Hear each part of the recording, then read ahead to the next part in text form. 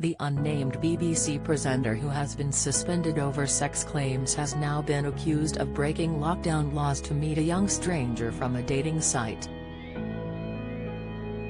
The BBC presenter in question is alleged to have ignored strict COVID rules throughout the third national lockdown, with the virus claiming the lives of almost 227,000 in Britain.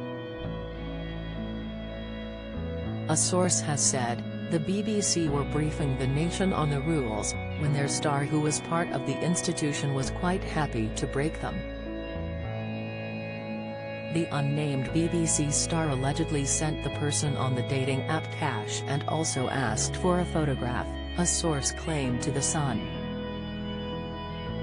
Meanwhile, the BBC earlier reported that a young person aged in their early 20s met the presenter on a dating app before their conversations moved to other platforms. The presenter then revealed his identity and asked the young person not to tell anyone.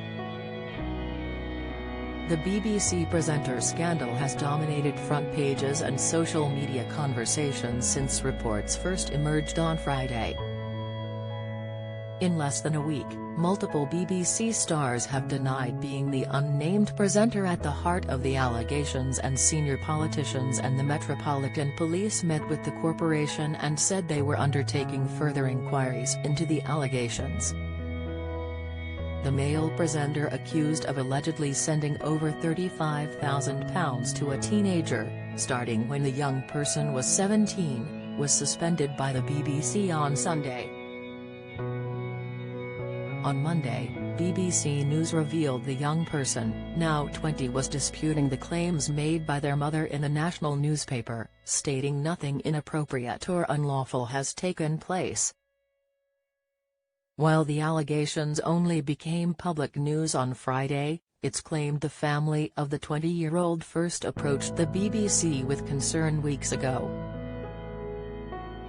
It comes as BBC Director General Tim Davies spoke to BBC Radio 4 this afternoon about the allegations relating to the sexually explicit images. The BBC have paused their investigation after meeting with the Metropolitan Police.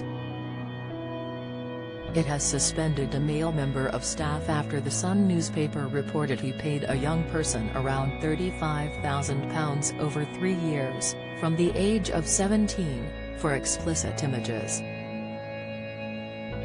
In a statement released at lunchtime today, the BBC said it takes these matters extremely seriously as it released a timeline into how the original complaint was managed. Mr. Davey faced the media today for a scheduled briefing following the release of the corporation's annual report, although the controversy will dominate the agenda. It comes after sensational statements last night from a lawyer representing the young person at the center of the allegations said they are not true. The mother of the alleged recipient claims her child used the money to fund an addiction to crack cocaine and says she blames the presenter for destroying her child's life.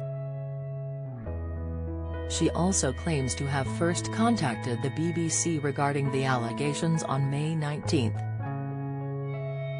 Amid the ongoing scandal, Jeremy Vine called on the BBC presenter at the centre of allegations he paid a young person £35,000 for sexual explicit images to go public. The allegations against the top male presenter, who has been suspended and not been named, were made by the young person's family, with the young person's lawyer subsequently denying the claims. Jeremy tweeted, "I'm starting to think the BBC presenter involved in the scandal should now come forward publicly. These new allegations will result in yet more vitriol being thrown at perfectly innocent colleagues of his. And the BBC, which I'm sure he loves, is on its knees with this. But it is his decision and his alone." The broadcaster previously took to Twitter to deny he was the BBC presenter at the center of the allegations after the claims were published by The Sun.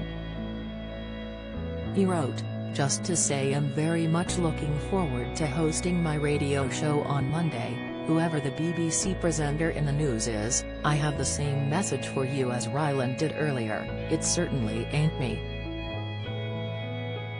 Rylan had previously tweeted, "Not sure why my name's floating about, but read that story in The Sun, that ain't me babe.